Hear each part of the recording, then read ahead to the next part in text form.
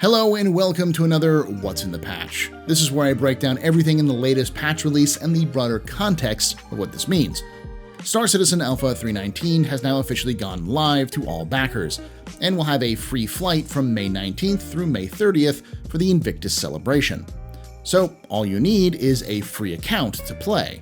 If you're interested in trying the game out and don't have an account yet, consider using my referral code on screen now when you sign up. You'll get 5,000 extra UEC for doing so. Now, let's get into what's in the patch. Feature updates. A bunch of locations got an overhaul this patch, including a major reworking of the Loreville Skyline. This was to better differentiate the scale of the city and its distinctive buildings. The goal was to create a visual identity for the high-end, low-end, and generic branding of the city skyline, and add navigational signage around the landing zone. This is obviously part of a larger push for future dynamic building interior tech and gameplay, as well as the general goal of updating older locations to the newer standard. With that last part in mind, they also updated volumetric atmosphere and clouds to ArcCorp and Hurston, did a performance polish pass for atmospheres and clouds, and moved the location of Area 18's ASOP terminals closer to the hangar elevators. Surprisingly, the AI got an update this patch as well. The AI isn't much better, honestly, but they have started to react better when the servers aren't taking a dump. FPS AI accuracy is more varied now. Depending on how far away you are from them, the NPCs will stop due to what's called mercy timers, giving players a chance to react instead of being drilled down all the time. It's explained by AI checking to see if a player is still a threat. This is part of a wider swap over to the newer AI system, which has been developed for Squadron 42, but is waiting for improvements to the backend, possibly with 4.0, before it makes it fully in. This was added because of a performance pass they hoped would improve the overall experience, but that seems to have not worked out to their standards, but kept in the AI fixes just in case the performance does boost up in servers from time to time. Gameplay updates. This is the most extensive edition for Alpha 3.19, with a lot of improvements and new additions to the game. Let's start with the new stuff. The new player experience got overhauled along with a brand new hint system. This is only available on ArcCorp and covers the first 30 or so minutes of the new player's journey in the game.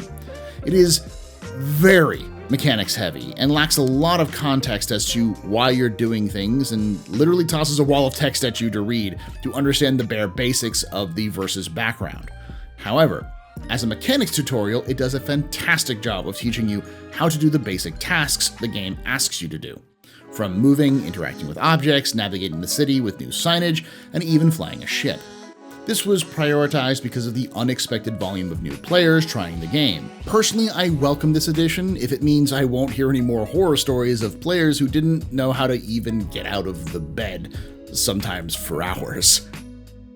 There's also a new Salvage contract mission. This is called the Salvage Resource Rush, where a faction or mission giver requests the scrapping of a derelict husk in their possession, either on the ground at a junkyard or in space in a debris field. Players accepting the mission are tasked to scrap the derelict to the best of their ability and sell the RCM to a shop.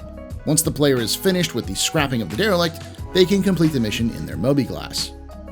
It has 3 variations. Lawful, where a lawful mission giver or organization requests the scrapping of a derelict. The location is secured by the organization with orbital sentries or centurions. Then there is Lawless, where the mission giver requests the scrapping of a derelict. The location is not secured in any way, risk of being raided by pirates is present. Finally, Unlawful, where an unlawful mission giver or organization asks for the salvage of a recent battle, which is not accessible to civilian or cordoned off. The location is secured by hostile orbital sentries or centurions. The Resource Rush mission is what CIG calls a mission module, which is something they can plug into other missions in the future if they like. A similar version of this very chain, but for mining, is currently being worked on for possibly later this year. That means in the future, we could have part of a mission entail the salvaging of a ship or mining of a resource in order to complete it. The next gameplay addition is the Ghost Hollow PvP mission. This is kind of like the Korea heist mission added in 3.18, but set in Ghost Hollow and centers around holding a terminal which periodically dispenses money to whoever holds it. It requires the players to take down the local comm array before it shows up as a mission. Then you have to hold the terminal from other players and NPCs. This seems to point to the idea that CIG is moving away from bombastic events like Siege of Orison or Xenothreat, and instead pivot to these event-like missions, a trend I expect to see continue through the rest of this year. Next, we have some improvements to the tractor beam tech with a new item attaching and detaching. This allows you to attach weapons, components, and more from other ships, and then store them in your ship to sell them or even attach them to your own ship. There is still some issues with storing anything you get into local inventory, the loss of salvaged parts when your ship is destroyed, and the fact that if you damage salvaged weapons, you will have to pay basically the full price for them if you attempt to repair them. So keep in mind it's not an ideal solution for upgrades just yet. This is the second major part of the Salvage gameplay and shows the direction the devs are taking with interactions in the future. They are continuing to work on the last major part of Salvage, which could possibly make it before the end of the year, what CIG is calling hole munching, finishing up the Salvage loop. This also shows that CIG is trying to move everything they can off the mobiGlas and get players to be more hands-on with their ships, which is important with engineering gameplay, again scheduled to possibly release before the end of the year. A small quality of life feature was also added to clean up mission areas after players had streamed them out. Basically, if you go to a location like a bunker and kill a bunch of NPCs, when you leave, everything you didn't touch is cleaned up. This is likely to improve performance until they can come up with a tool to determine what should and shouldn't stay active at a location. The massive change in gameplay revolves around mining. Mining has gotten a deep overhaul to make it more balanced and fun, discouraging meta mining of only one type of material and using only one kind of equipment or ship. The first part centers around diversifying materials. Everything is now classified in one of 4 categories: standard, common, uncommon, and rare.